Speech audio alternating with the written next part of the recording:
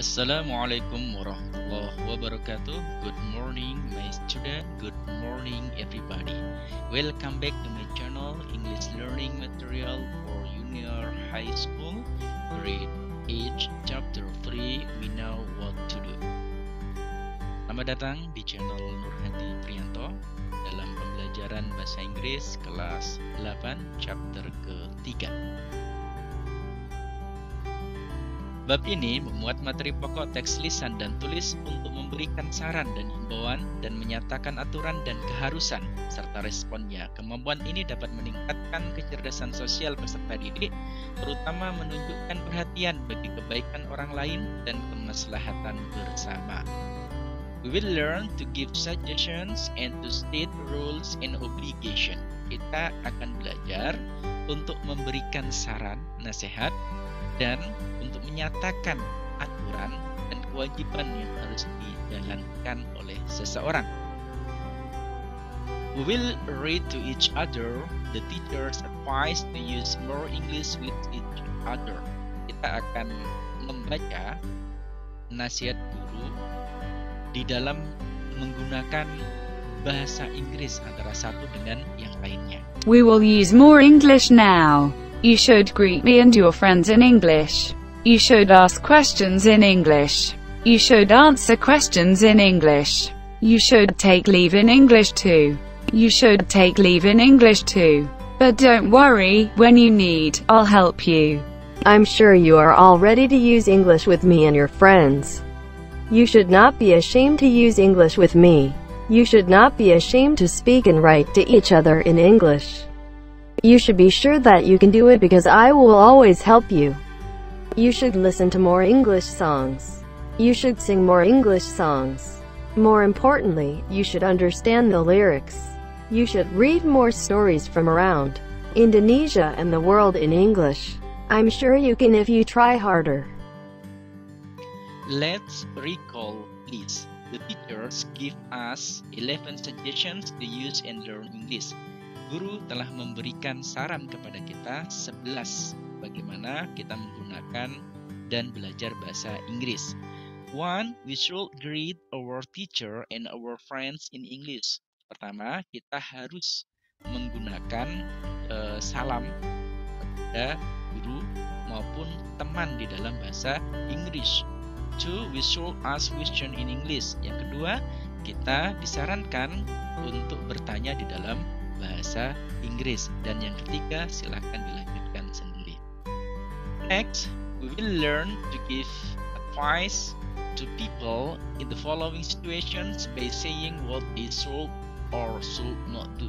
Selanjutnya kita akan belajar bagaimana memberikan nasihat kepada orang lain sesuai dengan situasi sebagaimana yang akan kita lihat nanti, dengan mengatakan apa yang mesti dilakukan dan apa yang tidak boleh dilakukan. We'll use a dictionary, we will spell the words and use the punctuation marks correctly. Kita akan menggunakan kamus, lalu kemudian mengucapkan kata bahasa Inggris dengan benar sesuai dengan tanda baca. We will say the sentences loudly, clearly, and correctly. If have any problems, we will ask our teacher for help. Ya, ada masalah nanti bisa sama-sama kita diskusikan. This is an example. We have to test tomorrow, English and IPS. Kita memiliki 2 tes besok, bahasa Inggris dan IPS. Apa saran yang bisa diberikan? Ini contohnya. We should not go to the game. You should study for the test. Kamu disarankan tidak pergi bermain. Kamu disarankan untuk belajar mempersiapkan tes besok.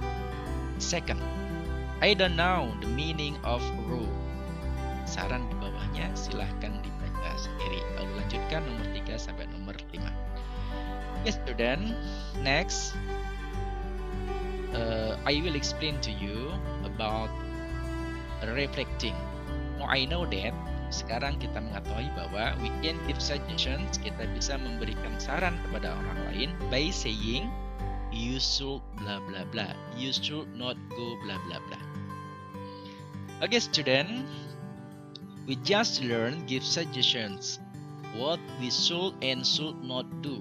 Now, we will learn to say what you must do and must not do, like rules and obligation. Selanjutnya kita akan belajar tentang bagaimana menyatakan aturan yang harus dikerjakan oleh orang lain atau kewajiban yang harus dilaksanakan oleh orang lain.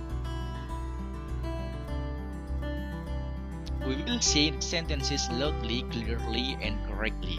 Kita akan mengatakan kalimat berikut ini dengan keras, dengan jelas, dan dengan benar. We must wear a uniform every day. From Monday to Thursday we must wear the batik shirt. The girls must wear a black skirt, and the boys must wear a pair of black pants. On Friday we must wear the scout uniform. We must wear proper shoes. We must not wear sandals, a t-shirt, or a casual wear at any place and at any time during the school hours.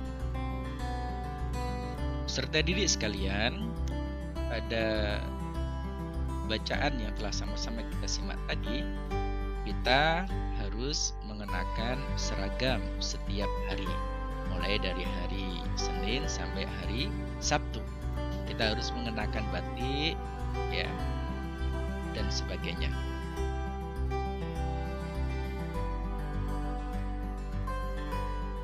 We must not be late to school.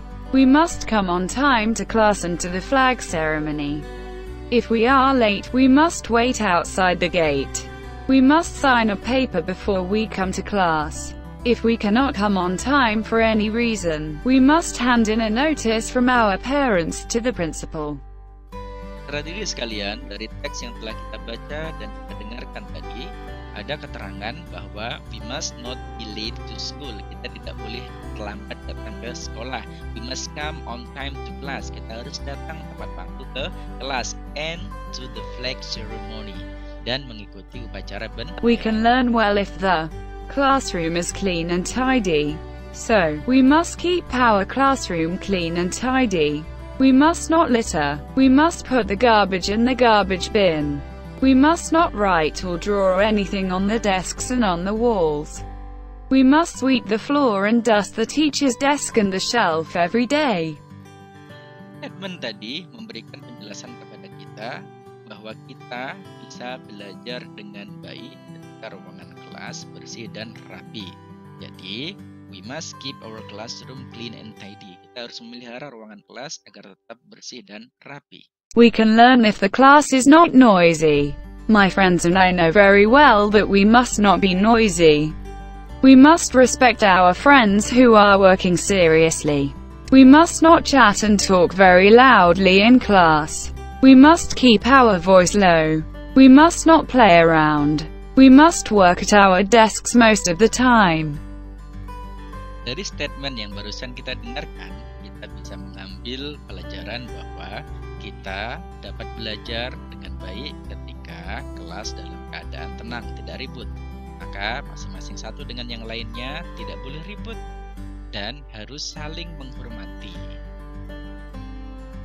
Student, from the explanation before, now I know that kita bisa mengetahui bahwa we can state rules and obligation by saying, kita bisa menyatakan aturan dan kewajiban dengan mengatakan we must. As of our learning process, let's fill the journal.